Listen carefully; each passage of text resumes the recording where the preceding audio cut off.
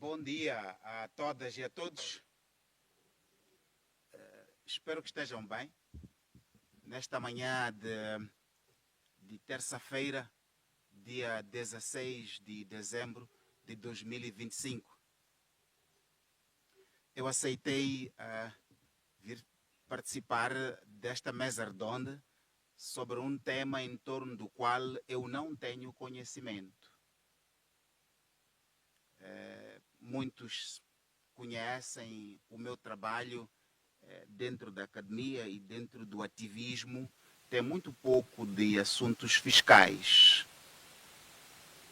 Mas eu aceitei o convite que me formularam, porque eu percebi que este é como chama, diálogo inclusivo.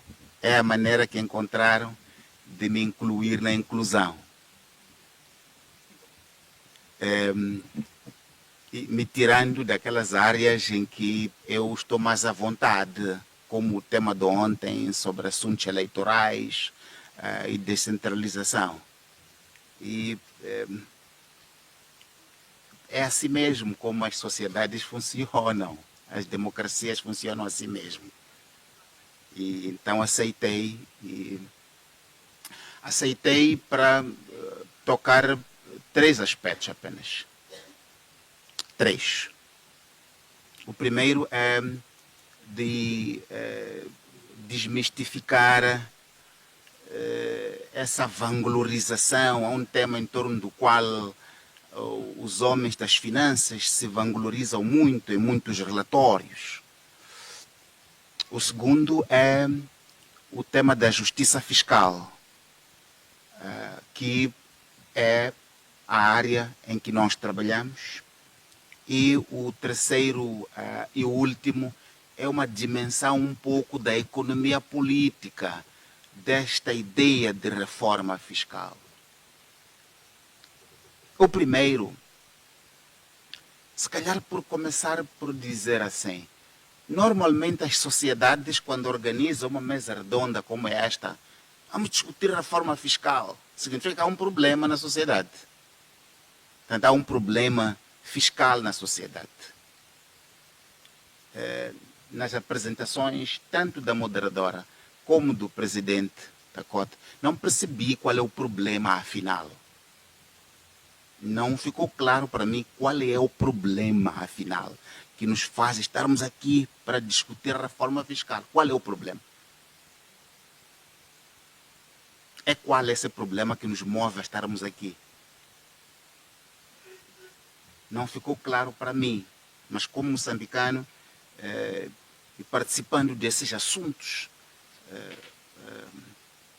vou tentar abordar um pouco este assunto. Qual é o problema? Quando estávamos naquela sala do presídio, eu estava com o professor Edson e a doutora Videira. Eu dizia, nas outras sociedades, se na sua casa alguém bate a porta, ou no seu escritório alguém bate a porta, e você abre a porta, e você percebe que é um funcionário da autoridade tributária, aquela entidade que encarrega de cobrar impostos, está na tua porta, você sai pela janela a fugir. Você sai pela janela a fugir porque o assunto é sério. Ou não? Ou não? O assunto é sério. Fijamos, espera aí. Fijamos é sempre assim. Basta me ver a falar, sempre assim.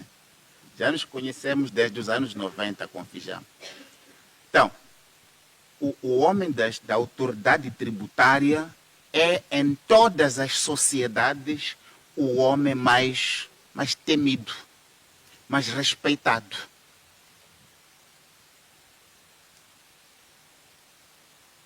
E como diz Nicolau Maquiavel, o Estado ele tem que ser respeitado, o Estado.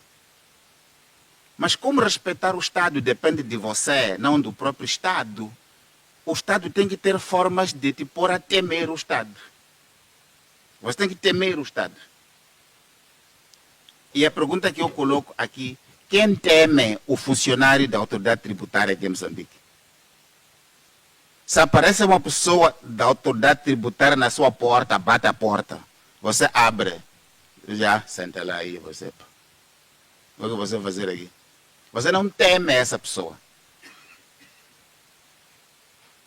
Em Moçambique não tememos a autoridade tributária. Porque ela própria não se faz temer. Não se faz temer. Então, uma sociedade como a nossa, em pleno século XXI, que tem uma autoridade tributária que não é temida, acho que a reforma não está na reforma fiscal. A reforma não é fiscal. A reforma é outra. A reforma não é fiscal, é outra. Estão a entender o que estou a falar? Quero ter certeza que expliquei-vos bem as minhas ideias sobre este assunto. Porque fui convidado para aqui, não me autoconvidei. Então, a reforma é outra, não é fiscal. Podemos discutir aqui como vamos fazer essa discussão. Uma discussão muito antiga. Esta fiscal em Moçambique e a do IVA em particular. Mas a reforma não é fiscal. A reforma é outra. E começa com um pouco mais. Penso que mais de metade dos que estão nesta sala vieram a conduzir ou não. Vieram a conduzir para chegar para aqui.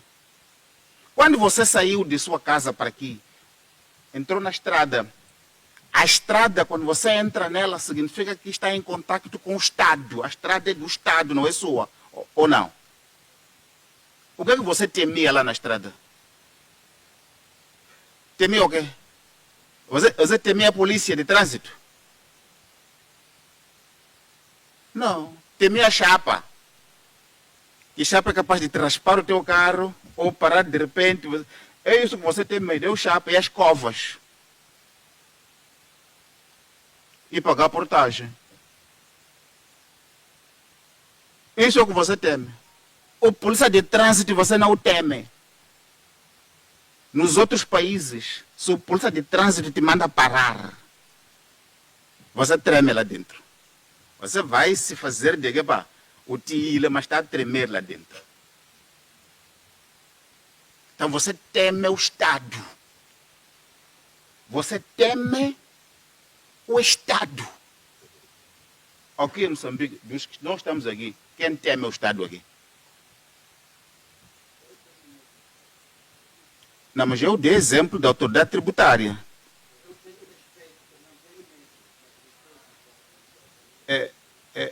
Dei exemplo da autoridade tributária. Dei exemplo do polícia de trânsito. Que é, o Estado nunca vai se encontrar com ele, andar na rua. Você vai encontrar o polícia de trânsito, polícia de proteção. Esses aí que são os sinais visíveis e materiais do Estado com que se encontra. Os respeita esses?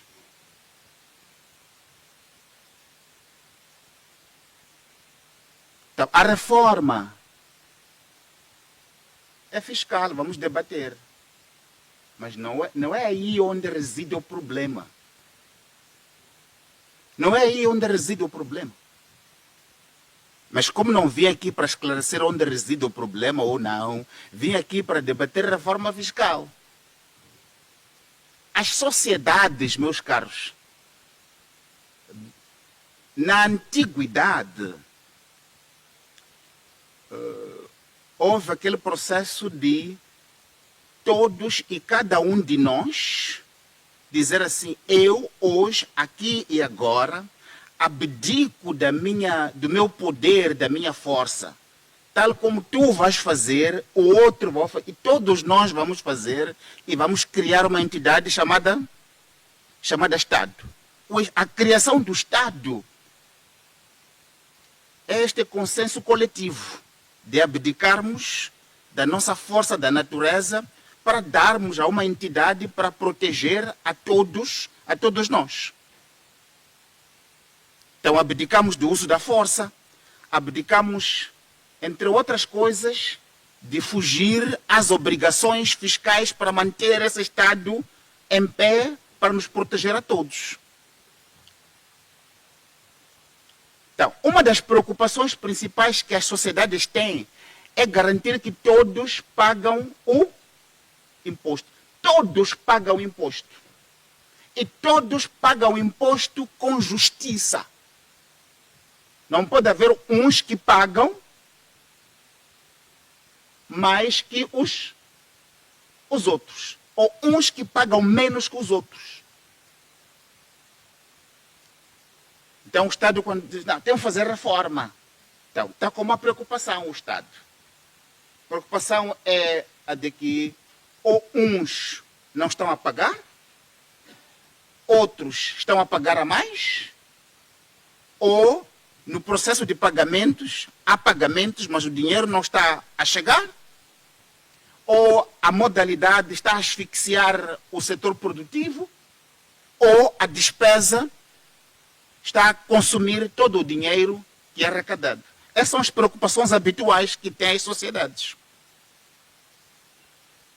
Em Moçambique, eu, de antes de ontem para ontem, como me chamaram para esse tema, tinha que ler sobre esses assuntos. Eu fui ler todo o que é relatório. Lá, todos esses relatórios se vangloriam. Esse é o primeiro ponto que quero desmistificar. Se vangloriam de que Moçambique cobra entre 20% a 22% em impostos. Cobra entre 20% a 22% do PIB. E isso é motivo de grande alegria. Moçambique está na linha da frente na região. É o que todos os relatórios dizem, incluindo do Fundo Monetário Internacional. Vangloriam Moçambique. Temos que desmistificar isto aqui. Temos que desmistificar isto aqui. Moçambique tem um PIB de 20 bilhões de meticais, de dólares. E estamos a dizer que cobramos entre 20% a 22%, estamos muito bem. Essa é a estatística para os governantes. A realidade é que o PIB de Moçambique é um dos mais baixos da região, considerando, sobretudo, o potencial econômico do país. Moçambique é a soma de Zâmbia, de Zimbábue e Malawi juntos. Entretanto, os PIBs desses países estão acima do Moçambique.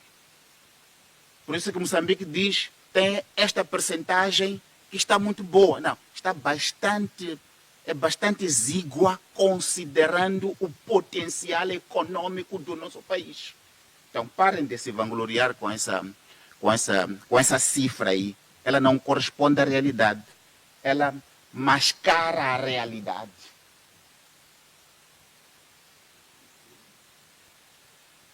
Esse é o primeiro ponto que eu disse que era falar dele. Então, é preciso corrigir o que está escrito nos relatórios, colocar as coisas corretamente. Como sabe, eu não sou economista, mas tem aqui o Gift, tem o Manguela, tem outros que podem ajudar a fazer isso. O segundo ponto, eu disse, é o assunto da justiça. O assunto da justiça fiscal. Este é o calcanhar de Aquiles de Moçambique. A justiça fiscal. Quem paga imposto é Moçambique.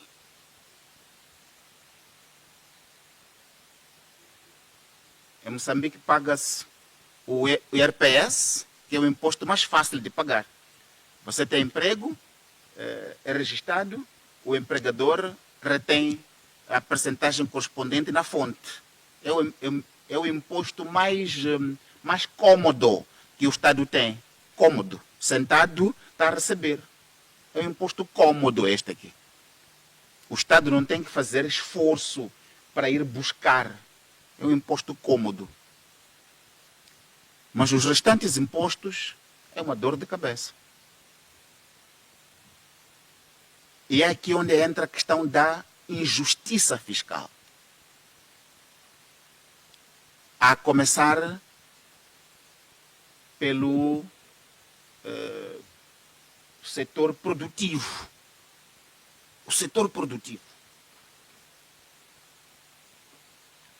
Em Moçambique se criam empresas todos os dias.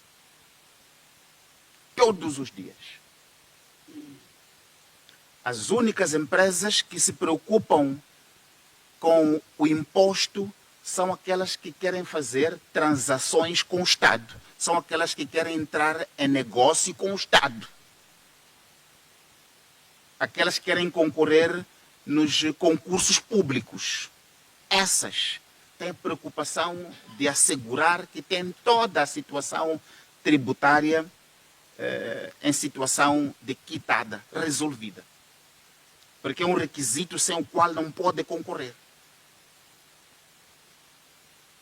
Mas essa é parte pequena das grandes empresas que existem aqui, dentre pequenas, médias e grandes, que estão no setor extrativo. Estão no setor extrativo. Em todos os distritos tem empresas pequenas, médias e grandes que estão no setor extrativo. Mineral, as mais variados recursos, até de fornecimento de serviços para o setor produtivo, não o setor público. Muitas dessas empresas não pagam impostos. Muitas dessas empresas não pagam impostos ao Estado, porque não fazem transações com o Estado. Não pagam impostos estas empresas.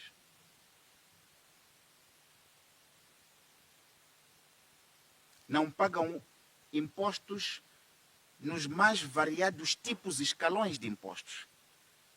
Aqui estou a falar ainda, a começar pelo imposto, pelo IRPC, que é um imposto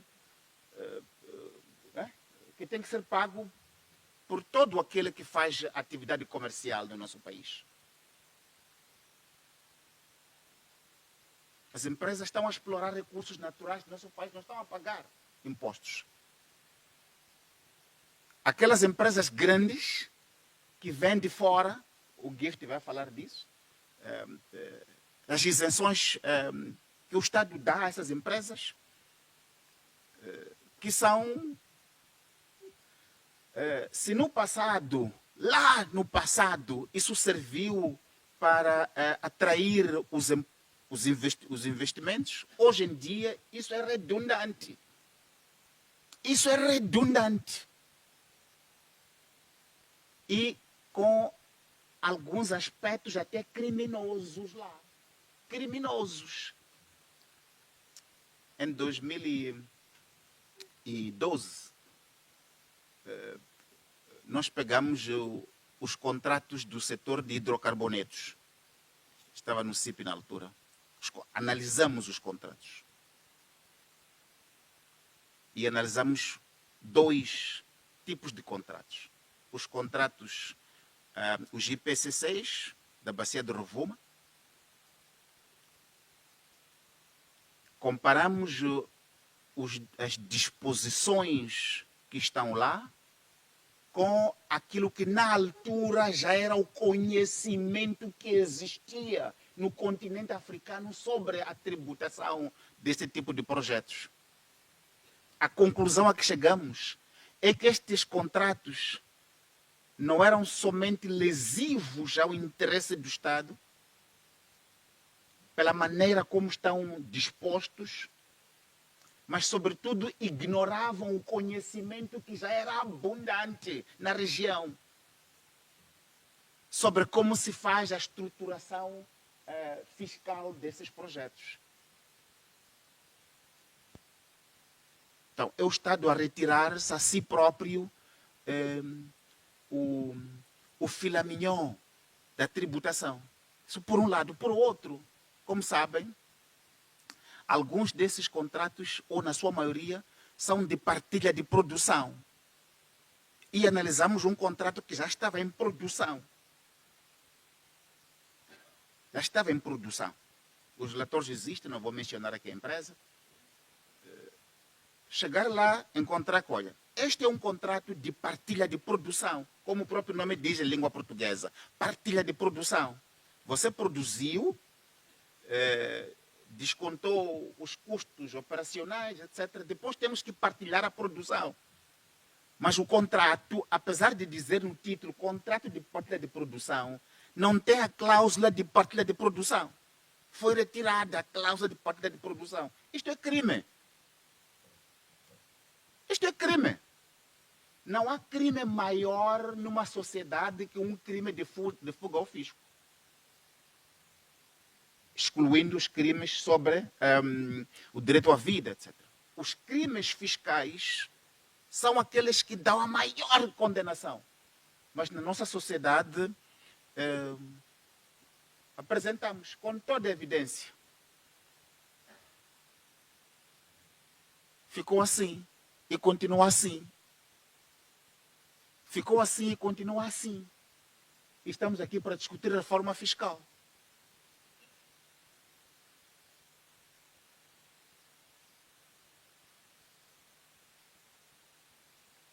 E a última parte da minha curta intervenção, como pode imaginar, para os que me conhecem, sabem que é uma intervenção de provocação mesmo, para vos tirar da zona de conforto.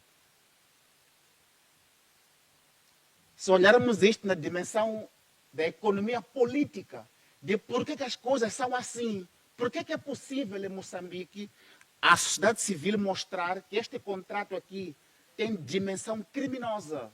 Nós até fomos à África do Sul, fomos à NESRA, a autoridade sul-africana, mostrar que os sul-africanos estavam a tirar o nosso gás a um preço da fração do mercado. Os sul-africanos estavam mais abertos a discutir conosco sobre o assunto do que estavam os moçambicanos aqui, os nossos chefes na altura. Não sei se estão entendendo o que eu vou dizer, não? Nós fomos à África do Sul, apanhamos Intercape, fomos à África do Sul. Lá, fomos recebidos pelas autoridades sul-africanas dispostas a ouvir, a discutir o assunto, com mais abertura, para entender e compreender do que estavam aqui as autoridades aqui, que só nos ameaçavam aqui. Foi Chavisel.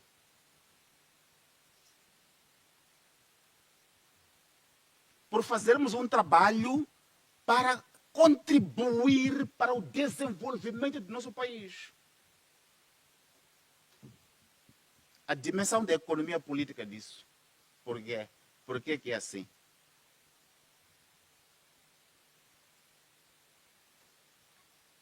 Por que é assim?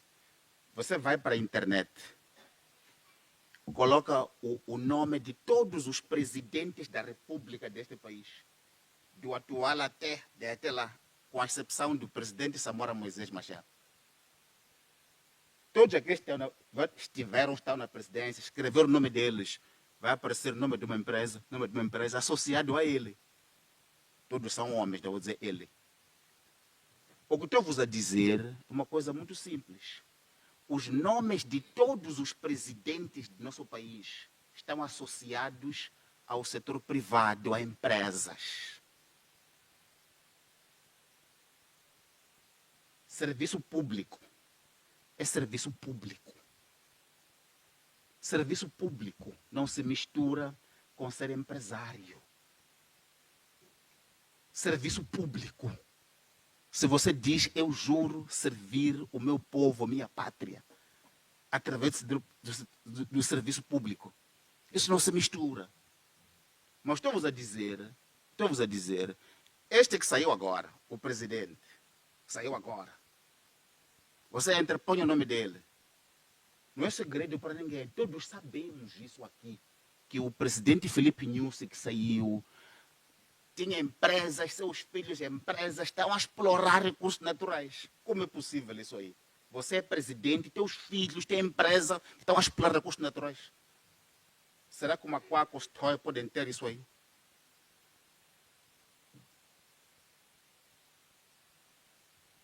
Será que pode ter isso aí? Não pode ter. Então, isto aqui tem dois problemas. tem dois problemas. O país não desenvolve. O país não desenvolve.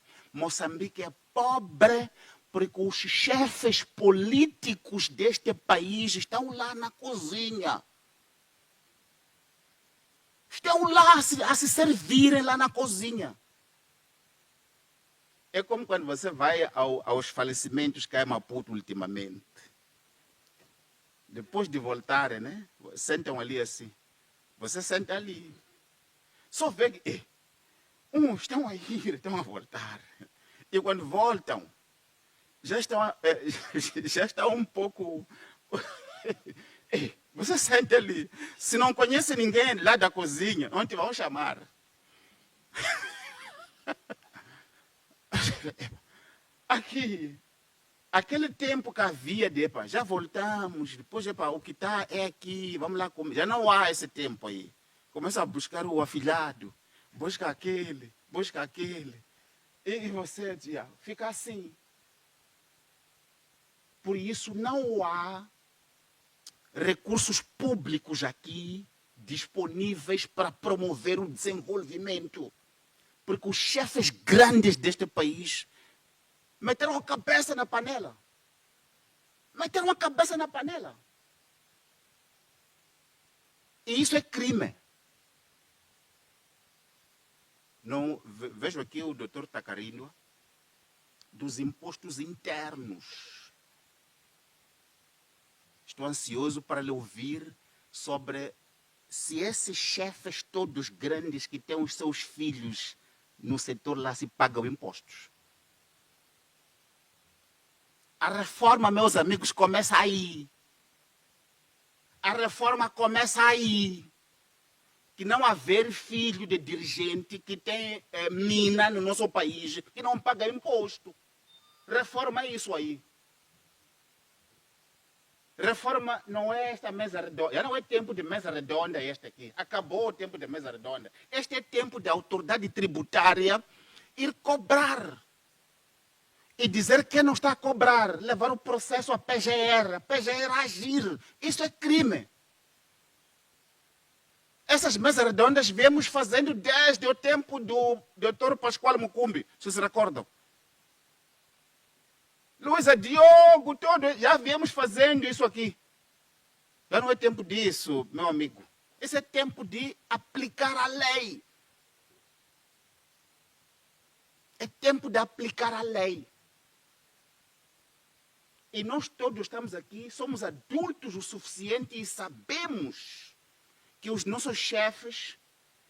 Um amigo disse uma coisa, escreveu no Facebook, que o tempo de governação para o desenvolvimento acabou. A governação acabou. Agora os dirigentes, para aqui, para ali, para trás, estão a tratar de assuntos que não são aqueles que deviam tratar.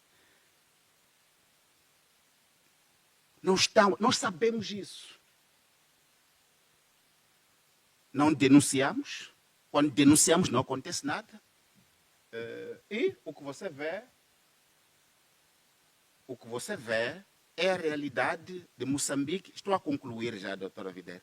O que você vê é a realidade de Moçambique que se resume no escândalo das dívidas ocultas.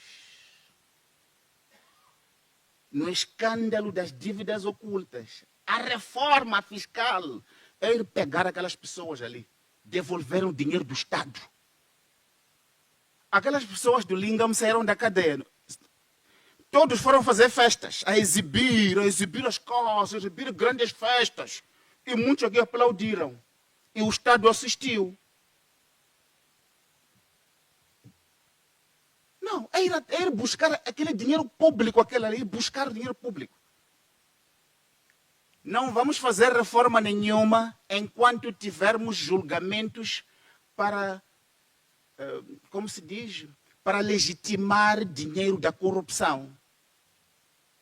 Se promoveu um julgamento na tenda para legitimar a fortuna que empobreceu os moçambicanos. E nós aplaudimos isso aí. O primeiro ato que o governo do presidente Chapo fez, o primeiro ato, depois da posse, foi arquivar o processo contra Manuel Chang. Arquivar o processo aqui que tinha contra Manuel Chang. Agora diz, vai ser o abuia. Diz, já está a vir. É para aqui entrar com tapete vermelho. Lá, nós todos aqui, um e o outro nasceu aqui na cidade, mas todos aqui viemos do campo, lá de onde, viemos lá do campo, sabemos isso. Lá na tua comunidade, lá na unidade, não há medicamento, não há paracetamol, por causa das dívidas ocultas. Mas aqui, para Chang voltar aqui em tapete vermelho, porque já terão aquele processo. Então, não há interesse aqui em reforma fiscal, não há interesse aqui. Não há. As pessoas saíram do Lingam, onde está o dinheiro? São as pessoas mais ricas agora. Entretanto, nós estamos aqui, vamos debater reforma fiscal. Doutor Macuaco.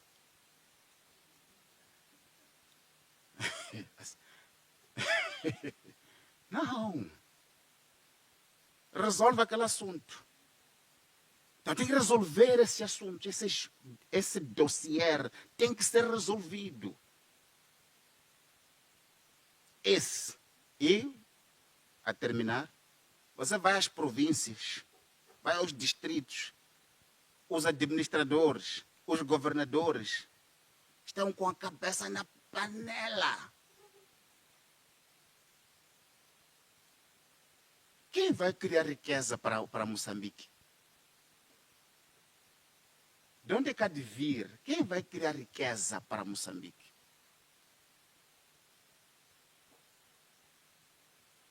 Então, estamos a debater reforma fiscal como parte do debate inclusivo, de diálogo inclusivo. Isso se faz numa terça-feira como esta de dezembro. E daqui vamos para casa. Mas não sabemos, não estamos a tratar o assunto aqui. Não estamos a tratar o assunto aqui. Não pode haver dirigente, para concluir, não pode haver dirigente, você é ministro, tem empresa aqui, tem o quê, não paga imposto. Se quer ser empresário, vai ser empresário, é bom.